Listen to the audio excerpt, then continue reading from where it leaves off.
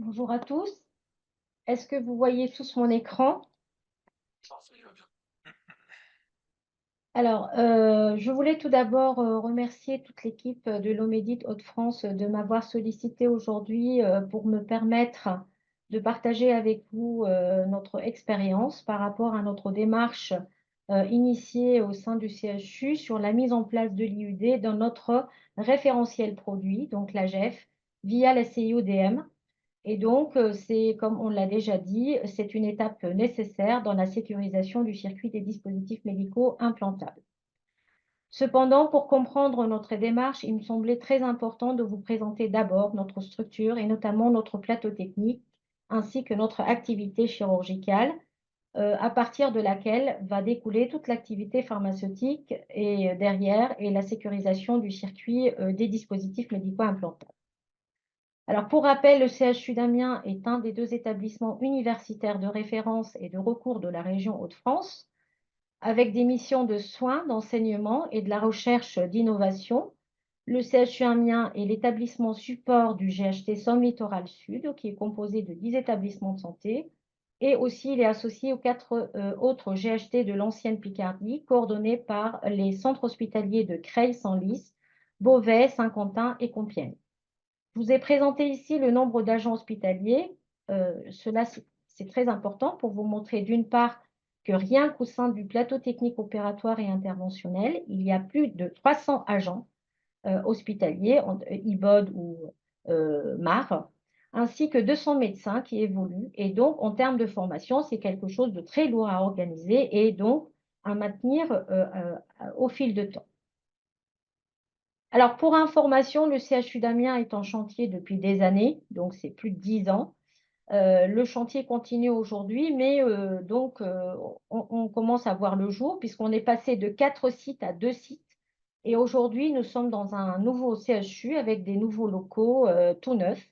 Et ça, c'est vraiment très appréciable. Sur 1700 lits et places, on a 1300 lits MCO qui sont tous centralisés donc, sur le site sud avec une plateforme pharmaceutique logistique qui a été créée depuis 2012 et on a plus de 400 lits de chirurgie avec des places ambulatoires et surtout un espace accueil J0 pour les interventions chirurgicales et un plateau technique opératoire interventionnel qui est regroupé sur 2 étages sur le site sud. Alors, mais nous avons aussi une convention avec le privé sur le site de l'IOP pour la chirurgie ambulatoire d'ophtalmologie, notamment pour la cataracte, avec quelques chirurgies ophtalmiques qui sont maintenues au CHU et qui sont réalisées notamment pour la chirurgie ophtalmique complexe et les urgences. Donc, si on s'intéresse maintenant au plateau technique opératoire du CHU, donc nous avons 45 salles qui sont réparties de la sorte. Donc, un bloc opératoire de 33 salles opératoires. Donc, nous avons 15 spécialités chirurgicales, donc la chirurgie cardiaque, la chirurgie vasculaire, thoracique, orthopédique, plastique, urologie, gynécologie, digestive, pédiatrique, ORL, CMF, neurochir et ophtalmo. 2 salles césariennes, un plateau d'imagerie interventionnelle de 5 salles qui intègrent une salle hybride et 7 salles dédiées aux endoscopies, donc 3 salles avec anesthésie et tout ça est entouré de lits de soins critiques, donc 4 lits USC en SSPI. Et donc schématiquement, vous voyez par exemple sur le module, enfin sur le premier étage, on voit la ligne d'urgence vitale donc, qui arrive avec donc l'axe rouge ici. Donc, je ne sais pas si vous voyez donc la flèche, l'axe rouge. Et ici, donc, vous avez donc le bloc opératoire, donc sur le premier étage, composé donc de 20 salles, donc module 2 et module 1, avec donc l'USIC, donc l'urgence vitale, donc l'USIC, le bloc opératoire, avec donc les soins critiques tout autour et donc l'imagerie interventionnelle qui arrive juste là. La SSPI entre donc les deux modules du bloc opératoire et le bloc obstétrical.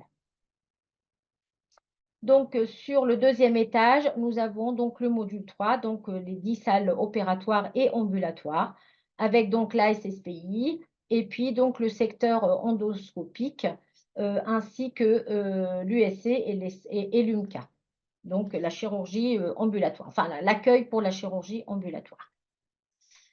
Alors, en termes d'activité, plus de 30 000 interventions chirurgicales par an, avec donc 10 000 séjours de chirurgie ambulatoire et des activités de recours comme la greffe rénale, le don d'organes, et ainsi que des interventions chirurgicales, pédiatriques, oncologiques et d'urgence. En termes de référentiel de DMI, nous gérons 5 000 références de DMI, dont plus de, enfin, 60% T2A et 70 000 DMI posés par an, pour la plupart, donc une vérification et un suivi des indications posées dans le logiciel des pays, donc DXCare. Donc, c'est une charge de travail colossale et chronophage pour cette activité donc, de dispositifs médicaux implantables. Alors, comment notre circuit informatique pour le circuit des dispositifs médicaux implantables a évolué donc, depuis 2007? Ce circuit, il est informatisé donc, depuis 2007. Donc, cette informatisation, elle a démarré avec le logiciel Cdistock. À l'époque, pour tracer le circuit des DMI dans sa globalité, c'est-à-dire depuis la réception jusqu'à l'implantation, mais à l'époque avec un inconvénient, une double saisie de réception dans deux logiciels, qui est donc Cdistock, le logiciel de traçabilité, mais également Mac2, qui est donc notre GEF et le logiciel maître du référentiel produit pour la commande et la facturation. Alors, en 2016, mais juste donc en 2012, donc ça va apparaître après, donc c'est une erreur, excusez-moi. En 2012, donc nous avons créé notre plateforme logistique et nous avons installé notre WMS, donc le Gildas KLS, dans notre plateforme. Et on a défini une procédure unique de réception des DMI dans ce logiciel métier, donc le WMS, avec des développements des interfaces à partir donc de Gildas vers Cdistock et vers Mac2 et de Mac2 vers Gildas et vers Cdistock. Donc en 2016, entre 2016 et 2019, nous avons eu une volonté institutionnelle d'étendre l'informatisation du circuit DDM et à la gestion des stocks déportés du plateau technique opératoire et interventionnel, puisque au sein de ce PTOI, nous avons des préparateurs en pharmacie hospitalière avec une présence pharmaceutique avec des pharmaciens. Et donc, de ce fait-là, c'est quelque chose, on a supposé, être facilité par cette présence pharmaceutique au sein du plateau technique. Et donc, on a choisi à l'époque d'adapter le logiciel en place pour une question de coût. Alors, en 2020, le CHU Amiens a participé à la phase pilote des GOS, pardon, avec un premier contrôle des codes barres non conformes à la réception qui a été réalisé au sein de la PUI. Donc, travail très long et très chronophage. En 2021, donc, on s'est vraiment essoufflé avec des difficultés pour concrétiser en fait la mise en place de Gildas au sein du plateau technique opératoire et interventionnel, avec la complexité des interfaces à déployer, d'autant plus dans un contexte de transformation des éditeurs, par exemple le CEDIA qui a été racheté par Cegidim, et puis KLS, donc groupe KLS qui s'est transformé et qui est devenu KLS Médical. Bien entendu, pendant cette période, les objectifs et les priorités donc, de ces éditeurs ne sont plus les mêmes et il faut aussi s'adapter à cette évolution. Alors en 2022, donc 2022-2023, après la crise, donc on a essayé tant bien que mal de relancer le projet qui a été impulsé par l'intérêt économique attendu et surtout par l'évolution réglementaire puisque on a voulu, suite à l'arrêté donc de septembre, voir comment on peut intégrer l'interopérabilité via l'UDID. Et puis donc, on l'a déjà dit, avec l'obligation de remonter donc les intra-GHS, donc les DMI intra-GHS par l'IUD depuis mars 2022. Et puis en même temps, des contrôles, des codes barres à non plus finir à la réception, travail très chronophage. Et donc voilà. Alors, maintenant qu'on a fixé le contexte, donc voici donc un extrait de notre cartographie du système d'information qui comprend tout le circuit des dispositifs médicaux implantables. Donc, cette cartographie, elle a été réalisée donc toute récente, donc en août 2023. Donc, concernant les logiciels institutionnels, donc nous avons deux, donc le DPI, c'est DXCare, et puis donc la GEF pour la facturation, c'est MAC2. Concernant les logiciels métiers qui sont implantés au sein du plateau technique opératoire et interventionnel, nous avons deux. Donc, tout d'abord, pour la gestion des interventions, Pour le bloc opératoire, c'est DXblock et pour tout ce qui est radiologie interventionnelle, c'est DXimage. La gestion des dépôts, les achats des DMI, la traçabilité de pose d'implants et la demande de renouvellement d'implants, c'est dans le logiciel de traçabilité et de gestion de stock des DMI, c'est DStock. Et puis, donc, les logiciels métiers qui sont au sein de la PUI, donc ils sont multiples, hein. Donc, notamment MAC2 avec le référentiel DMI, donc c'est notre logiciel maître et c'est lui qui envoie les informations de notre référentiel à tous les autres logiciels métiers. Donc, nous avons intégré au sein du référentiel DMI la CIODM et ça sera l'objet de ma présentation derrière. Et donc, la validation manuelle de la demande de renouvellement de l'implant, donc de ces stocks, ça c'est quelque chose qui est fait par l'API. Et donc, la validation automatique de la commande dans Gildas, c'est quelque chose qui, avec des interfaces. Validation manuelle de la commande dans Mac2. Cette validation manuelle de la commande dans Mac2 va générer un attendu de réception dans Gildas, qui est donc notre logiciel de réception et de gestion d'entrepôt à l'API. Et donc, le logiciel de pré-réception, réception, délivrance à l'API, donc c'est Gildas. Et après, donc, toute la partie accusé-réception, gestion des stocks, traçabilité, c'est d'e-stock. Donc, l'API a accès à tout le stock et la traçabilité de pose dans ces stocks, mais tout ce qui est action de traçabilité, c'est fait par le personnel soignant avec bien entendu des interfaces automatiques entre Cdstock, Gildas et Mac2. Ça veut dire qu'on ne ressaisit pas les commandes. Une fois que la demande elle arrive de Cdstock, d'accord, c'est juste un clic. Ensuite, le préparateur, il va contrôler, il va juste valider, il va mettre OK. Automatiquement, l'information va descendre dans Gildas. C'est, comment dire, transparent, on ne va pas le voir. Il va aller, donc la commande, elle est générée dans Mac2 et il va aller valider la commande dans Mac2. Et ceci va envoyer un attendu de réception dans Gildas. Alors, pour schématiser, notre circuit informatique des DMI en dépôt permanent et en achat. Donc, voici donc ici le fournisseur à la livraison. Donc, nous avons à la PUI ici, donc la pré-réception. Elle se fait dans Gildas sur le quai commun par des magasiniers. Donc, c'est une pré-réception obligatoire, hein, donc contrôle comment dire, des cartons, de l'emballage. Puis, donc, le dispositif médical implantable, il est acheminé au sein de la PUI. Il va y avoir une action de réception par des agents de traçabilité qui ne sont pas des préparateurs en pharmacie. Ce sont des agents administratifs qui vont faire cette réception dans Gildas. C'est-à-dire, ils vont rapprocher donc le bon de commande avec le numéro de lot, la date de péremption, par scannage. C'est-à-dire, on va utiliser une scanette, un système d'acquisition des données ou SAD, donc pour faire donc ce rapprochement. Et puis après, donc, on a rajouté une étape de délivrance, ce qui est recommandé par l'arrêté. Donc, on a une étape de réception et de délivrance qui est faite par les agents de traçabilité à l'APU. Donc, le dispositif médical, il est acheminé vers le plateau technique. Ce qui nous manque aujourd'hui, c'est au moment où, par exemple, le rôle qui va transporter l'implant arrive à l'entrée du bloc, c'est l'accusé de réception du rôle qui, normalement, est composé de tel implant. Donc, cette étape-là, nous ne l'avons pas encore, mais ça fait des années qu'on est en train de travailler avec les éditeurs pour que cela se mette en place, mais je pense que ça va venir. Cependant, comme l'accusé de réception est fait par le PPH, il est fait en intra-bloc dans Cdstock. Ça veut dire qu'aujourd'hui, c'est une sécurisation à partir du moment où que le PPH il a accusé réception dans Cdstock l'arrivée du DMI via une scanette. Donc, le rangement, il est fait et ensuite en salle, lorsque l'implant est posé, c'est le personnel soignant qui va enregistrer, donc il va faire la sortie informatique de l'implant dans Cdstock. Alors là, on n'utilise pas la scanette.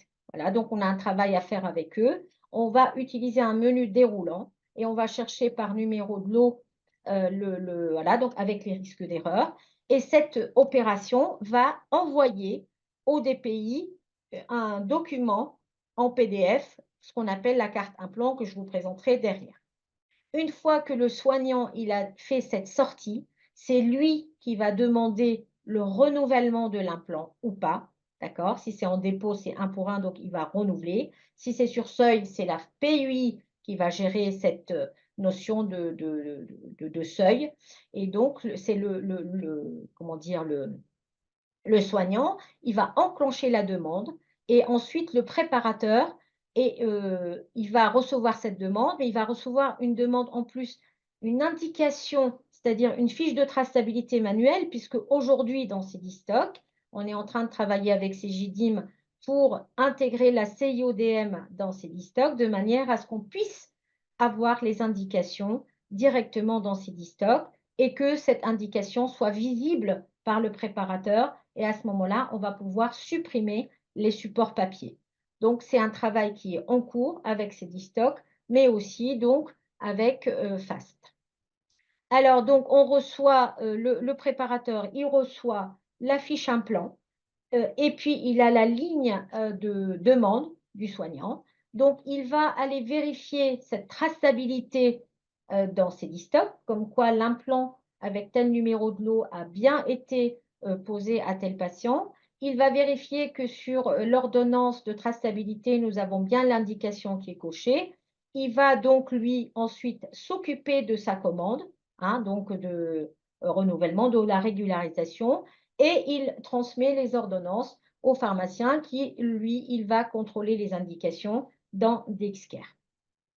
Et donc, à partir de Cedistock, on gère aujourd'hui les extractions des fiches comptes, donc d'une façon automatique, et c'est quelque chose qui est géré par notre cellule de traçabilité qui est composée des agents administratifs.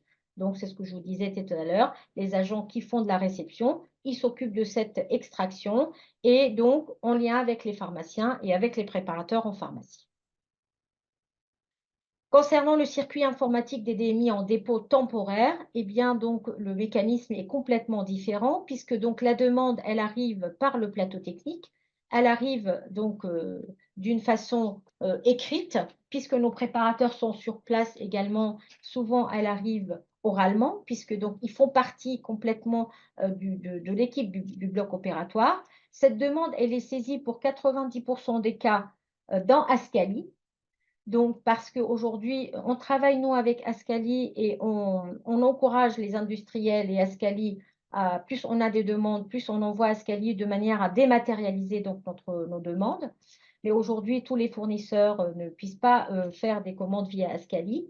Donc, une fois que la demande elle est faite par Ascali, elle est envoyée au fournisseur. Le fournisseur, donc, il nous livre à la PUI donc l'implant. Il est contrôlé. Donc, c'est un contrôle manuel, donc il n'y a pas une réception informatisée. Donc, c'est pour l'instant une réception non informatisée, contrairement à ce qui est donc obligé par la réglementation, hein, n'est-ce pas? Mais à mon avis, c'est quelque chose de très chronophage et très compliqué à mettre en place parce que quand on reçoit, par exemple, un dépôt d'ortho, c'est plus de 50 implants, donc il n'est pas possible informatiquement de faire des saisies une réception informatique où, à mon avis, on va être bloqué à un moment donné par les logiciels, parce que les logiciels sont-ils en capacité de faire cette réception? D'autant plus quand on demande un dépôt temporaire, ça veut dire que pour la plupart, les références ne sont pas existantes dans notre référentiel produit. Ça veut dire qu'il faut les créer en amont. Alors, on les crée en amont et ça veut dire si on ne les utilise pas, quel est l'intérêt? Voilà, donc c'est vraiment c'est une discussion, c'est quelque chose qui n'est pas encore clair et puis, à mon avis, très facile à mettre en place. Donc, on a une réception non informatisée et donc, le bon de livraison, il est rapproché quand même au bon de commande. Et puis, donc, il est envoyé donc, au niveau du plateau technique. D'accord? La pause, elle a lieu. Une fois que la pause, elle a lieu, donc, le soignant, il va remplir une fiche de traçabilité papier sur laquelle il va coller les étiquettes de traçabilité donc d'un plan. Et donc, il va comment dire, transmettre cette fiche au préparateur en pharmacie qui, lui, si l'implant il est créé dans notre référentiel, il est rattaché au marché, il va pouvoir faire sa régularisation Et donc, il va faire la démarche inverse, c'est-à-dire c'est lui-même, là, c'est le seul cas où c'est lui qui va donc faire la traçabilité dans ses 10 stocks et cette traçabilité va générer dans DXCare la carte implant. Ou bien donc l'implant n'est pas créé dans notre référentiel et à ce moment-là, il va nous demander de faire une création et à ce moment-là, on crée le produit et il reprend en fait la démarche donc par la suite. Alors, je passe vite, donc on l'a déjà rappelé, donc l'enregistrement de l'IUD dans les établissements de santé, il est obligatoire, que ce soit par le règlement et par l'arrêté, et notamment pour les dispositifs médico-implantables de classe 3. Alors, comment le CHU Amiens a initié la démarche de sécurisation de son référentiel produit? Alors, donc, l'arrêté de septembre, donc en mars 2022, donc, on a fait une réunion de démarrage pour l'application de l'arrêté. Donc, il y a eu une nomination du RSMQ avec une rédaction de fiche de poste. Bien sûr, aucune ressource humaine supplémentaire n'a été dédiée. Donc, application à moyens constants en lien avec un interne en pharmacie. On a eu la chance qui a fait donc, ceci a fait l'objet de sa thèse. On a constitué un groupe de travail de pilotage pluridisciplinaire dans lequel il me paraît très important d'intégrer le référent et avoir un référent DSN de manière à travailler donc sur l'IUD. Voilà. Et notre solution cible, donc, comme je vous l'ai dit, donc notre référentiel produit MAC2, donc le référentiel catalogue. Et donc aujourd'hui, nous avons la signature des commandes en MAC2 et puis donc l'envoi par voie dématérialisée des commandes vers les fournisseurs via Hospitalis. Donc l'interface de catalogue MAC2 vers Gildas. Ce qu'on voulait mettre en place le Gildas déporté dans les stocks déportés, donc une interface en temps réel, mais aussi donc l'interface du catalogue vers ces 10 stocks pour la traçabilité patient. Et puis, bien entendu, comme aujourd'hui c'est le cas, la génération de la carte implant DXCare et puis donc l'envoi de l'IUD. Donc, sur la carte implant l'IUD, l'envoi donc au DMP et puis l'extraction des fiches comptes, l'extraction des intrants GHS à partir des IUD et l'extraction des indications donc à partir de ces 10 stocks d'une façon automatique pour ne pas être exhaustif. Et donc, voilà, aujourd'hui, et donc avec la mise en place de l'ACI-ODM dans MAC2, voilà, donc pour avoir l'IUD, la mise en place de l'ACI-ODM dans Gildas à la réception pour avoir le même référentiel produit et également la mise en place de la CIODM au niveau de Cedistock pour avoir le même référentiel et surtout les indications de manière à faire des extractions automatiques.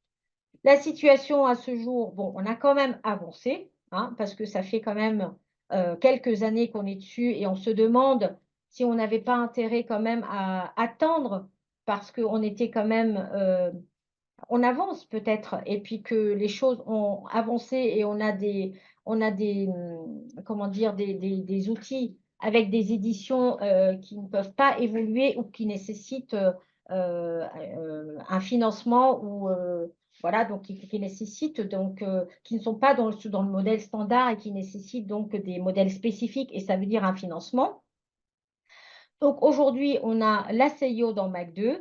Donc aujourd'hui, à partir de MAC2, on signe les commandes et puis l'IUD, il est envoyé via Hospitalis au niveau des commandes, mais je vais vous expliquer l'avantage et l'inconvénient de cette organisation parce que tout le reste ne fonctionne pas. C'est-à-dire que l'IUD n'est pas dans Gildas, enfin, je vais vous expliquer comment. Il n'est pas dans Gildas, il n'est pas dans Cedistock, il n'est pas sur la carte implant. Et aujourd'hui, je ne peux pas faire des extractions automatiques à partir de Cedistock puisque cette information-là n'est pas dans Cedistock.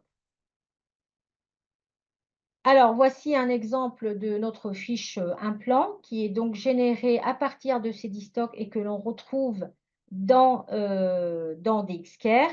Donc, à ce jour, l'IUD n'apparaît pas sur la fiche, mais on est en train de travailler avec CGDIM pour que cette information puisse apparaître. Et puis, on attend que en fait, le champ soit complété dans Cedistock, puisque aujourd'hui, le champ, il figure bien dans Cedistock, mais il n'est pas rempli. Voilà.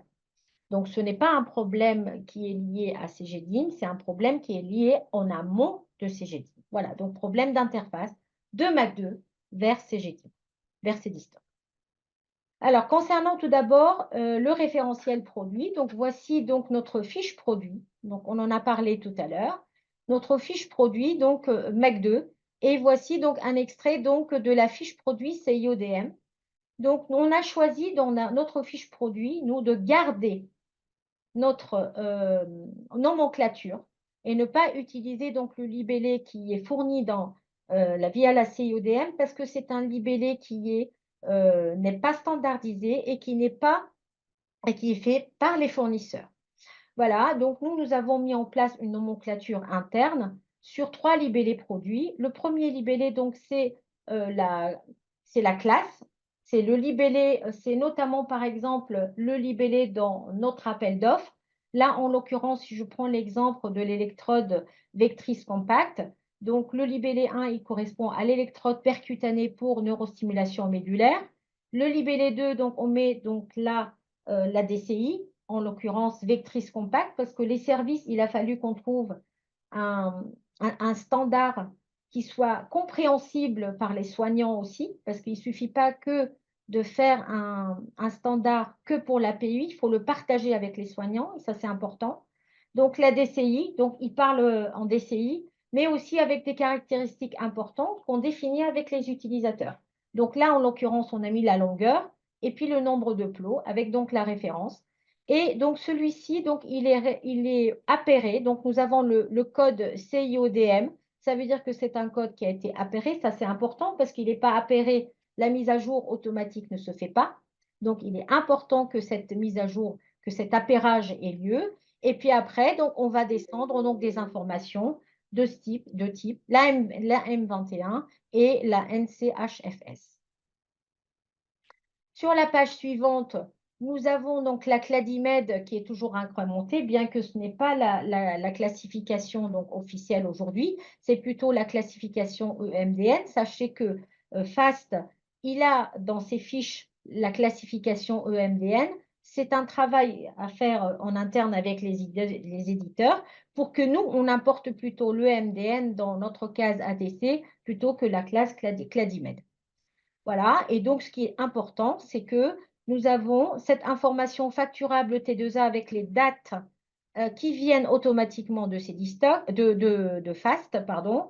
Si ce CDMI est un intra GHS, il aurait pu être coché avec les dates, donc du jusqu'au, et puis donc l'appairage. Donc si j'appuie sur l'appairage du produit avec la CIO, donc je vais arriver donc sur cette page où donc j'ai ce libellé produit-là avec la classification Cladimed, facturable T2A oui, intra-GHS non, et donc la classification 1821 M21, et puis donc le code LPPR qui, lui, il va être mis à jour automatiquement à partir donc de FAST. Et puis, on a tous les codes IUD, ID, qui sont sur la fiche FAST. Et là, en l'occurrence, pour ce code-là, j'ai fait exprès, nous avons une dizaine. Alors voilà, donc si on comprend, si on regarde donc ces IUD, donc dans la fiche FAST, nous en avons 10, et les 10, ils viennent s'incrémenter à la queue leu, là, donc de la même façon, dans MAC2. Alors, à l'époque, quand on a commencé à réfléchir sur l'intégration de cette interface dans MAC2, on ne pensait pas qu'un DMI pouvait avoir plusieurs ID.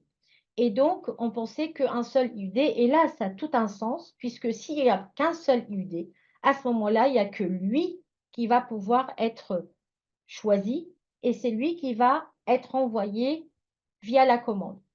Aujourd'hui, quand je peux recevoir un implant avec le premier code IUD, mais je peux aussi recevoir un autre jour avec un autre code IUD et lequel prendre. Et aujourd'hui, comme on a mûri la réflexion, on considère aujourd'hui que l'IUD, c'est une donnée, il doit être géré comme une donnée labile, c'est-à-dire pas une donnée fixe, et il doit être géré comme un numéro de lot ou une date de péremption, et c'est celui qui est lu à la réception qui doit être pris et qui doit transiter entre les logiciels les différents logiciels à chaque étape du circuit.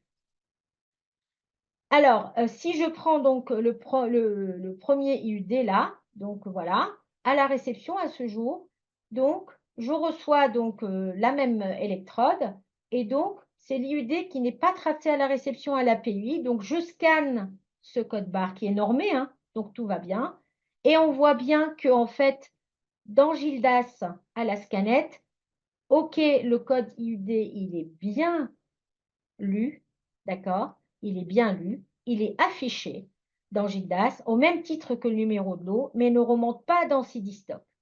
Et après un multiple travail, ça fait 2 ans qu'on est en train de travailler avec KLS de manière à ce que l'IUD, cette information-là qui est affichée dans Gildas, remonte dans Cdstock puisque j'ai la case maintenant de l'IUD dans Cdstock. Eh bien, j'ai une réponse. La gestion des IUD est gérée dans notre standard actuel. Cependant, cela nécessite de migrer vers une version plus haute, car cela ne peut pas être actuellement réalisé en spécifique. Ça veut dire que nous, comme on a une version de Gildas qui date de 2012, elle était spécifique. Or, aujourd'hui, ils sont une version standard. C'est quelque chose qui est intégré dans leur version standard, puisque ça a évolué et donc ils ont eu le temps de l'intégrer. Mais sauf que moi, j'ai une version ancienne et que je suis obligée de payer. Et là, je ne peux pas voir le jour de cette évolution-là avant même fin 2025. Alors, la phase pilote, donc je voulais vous présenter quand même quelques résultats par rapport au travail qui a été fait à la réception. Donc, pour contrôler la conformité des IUD. Donc, c'est un premier travail qui a été fait de février à mars 2020. Donc, on a réceptionné sur 2 mois, enfin sur un mois, pardon, sur un mois, donc 3000 lignes réceptionnées. Et on voit quand même qu'à l'époque, hein, on n'a que 0,5% de code barre qui sont non lus sur l'ensemble des DMI réceptionnés. Voilà, donc on avait déjà évolué par rapport à ça et on a quand même une capacité de lecture donc de code barre qui était quand même euh, confortable. Et donc, on n'a que très peu de codes barres qui n'étaient pas lus et qui étaient saisis manuellement, notamment pour des codes barres non normés et pour les kits à l'époque. Et donc, toutes ces anomalies ont été remontées aux éditeurs de logiciels pour correction. Alors, entre deux, donc fin 2022, donc Eurofarmat a travaillé avec la DGOS et a élaboré donc une fiche de recueil de non-conformité des IUD, hein, et que vous pouvez retrouver donc sur le site donc d'Eurofarmat. Et donc, sur cette fiche de recueil, euh, on a donc le nom du signalant que vous pouvez donc adresser à la DGOS, le lieu de survenue de l'incident, si c'est indiquer le logiciel de l'API, le logiciel du service utilisateur, l'interopérabilité des systèmes d'information et surtout, donc, par rapport aux problématiques, à la problématique, ce qui a été fait, c'est un travail qui a été fait énormément. Et puis, Lille, je travaille beaucoup avec Anne-Françoise, ma collègue Anne-Françoise Germe, qui est vraiment à la pointe donc, de connaissances sur l'IUD et on a réussi à sortir quand même un tuto concernant quelques anomalies, hein, qui concernent l'IUD pour aider les établissements justement à cibler donc les non-conformités et à pouvoir les remonter au niveau de la DGOS. Donc je ne vais pas les détailler, mais notamment par exemple l'absence de code barre, l'absence d'informations de l'IUD lisibles par l'homme sur le conditionnement, le non-respect des normes, le non-respect de la syntaxe des normes, etc., etc. Et donc, fin 2022 à février 2023, on a relancé en fait donc l'étude de non-conformité de l'IUD à la réception à l'API. Vous voyez, donc c'est très chronophage. On voit bien quand même qu'il y a une amélioration. Donc, on a 68 fiches de non-conformité qui ont été relevées, avec donc 44 codes barres normés mais non interprétables par le logiciel. Ça veut dire que faire? Donc, on les a déclarés à Cdstock, qui lui peut se mettre en relation avec les éditeurs, avec les fournisseurs pour les mettre en conformité, ou lui, il peut, dans son PUC Cdstock, dans son PUC Cedia, pouvoir donc les intégrer. Et donc, nous, on peut, c'est ça l'intérêt en fait du PUC Cedia, c'est qu'on peut paramétrer en fait la lecture du code barre en fonction de ce qui est lu dans la douchette. Et c'est quelque chose qui est faisable et paramétrage au moment où on va faire une saisie, une première saisie du code barre à la réception. 13 identifiants du code barre qui ne sont pas normés. donc non-respect des normes. Donc là, on a fait une déclaration de matériaux vigilants. Donc je vous encourage à faire des déclarations de matériaux-vigilance, hein, donc, et on les a déclarées à la DGOS. On a également des identifiants qui ne sont pas normés avec non-respect de la syntaxe, pareil, et puis absence de l'IUD sur un niveau de conditionnement. Mais je vous rassure qu'aujourd'hui, on n'a pas de réponse ni de la DGOS, ni des fournisseurs.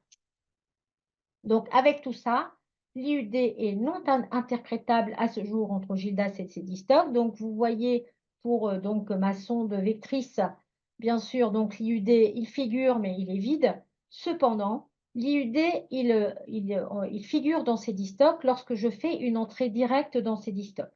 Alors, aujourd'hui, on se pose la question de savoir, ne faut-il pas changer donc notre interface et notre réflexion de saisie d'entrée des produits, et pourquoi pas ne pas faire une entrée directe dans Cdistok de manière à ce que l'IUD remonte directement au niveau donc de la fiche implant.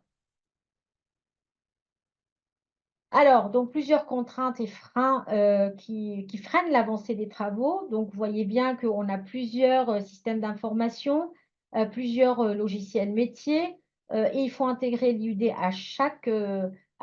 dans chaque logiciel. Il faut que l'information de l'IUD soit chaînée, et donc il faut nécessaire d'avoir le référentiel FAST-CU pour aider. Alors que ce soit pour les indications, que ce soit également pour la lecture donc, des codes barres, etc. Et puis donc l'inertie et la lenteur, parce qu'il y a une difficulté donc et d'implication au sein de la DSN, il est primordial. Il est primordial quand on démarre ce type de projet que nous ayons un référent informatique qui puisse comprendre et qui puisse avoir le temps de faire des demandes auprès des éditeurs, auprès des fournisseurs, etc. Et aujourd'hui, moi, je n'en peux plus, hein. Franchement, à chaque fois quand je vous fais une présentation, je vous dis que j'en peux plus. Et franchement, c'est compliqué parce que j'ai l'impression que le sujet il est porté aujourd'hui par la PUI, alors qu'il devrait être porté par l'établissement. Et pourquoi pas avec un ensemble de CHU pour confronter les avancements. Et puis la latence des évolutions des logiciels et le manque de lignes directrices claires. Donc, on attend quand même le guide des GOS. Et puis les interfaces et les outils de traçabilité qui sont très complexes à mettre en place. Et puis, les comités de pilotage ne sont plus maintenus dans le temps. Aujourd'hui, bah, ils sont plus, il n'y a plus de volontariat et puis ils sont usés. Donc, ils sont très fatigués et puis ils voient que ça n'avance pas. Donc, ils s'impliquent beaucoup moins. Alors, donc, les perspectives et les points en suspens. Donc, on est en train de voir pour étudier donc, les tags RFID alors, en parallèle. On va, comme je vous l'ai dit, on va étudier le changement des interfaces avec pourquoi pas réception à l'API directement dans Cdistok. Et puis, on attend les résultats de la phase pilote des GOS. Hein, donc, voilà. Pour nous, ça va être, je pense, un levier pour aider les établissements à simplifier leur système d'information dédié au circuit. Et puis, on attend le guide des GOS. Et puis, surtout, l'enjeu des ressources mobilisables, que ce soit au niveau de la DSN, que ce soit aussi au niveau de la pharmacie. Le problème aujourd'hui au niveau de la pharmacie, c'est qu'on n'arrive même pas à trouver des pharmaciens candidats. Donc, il y a des postes vacants partout. Donc, je profite donc de ce webinaire pour lancer la demande. Donc, nous sommes à la recherche donc de pharmaciens et nous avons des postes vacants justement pour travailler sur le projet. Je vous remercie pour votre attention.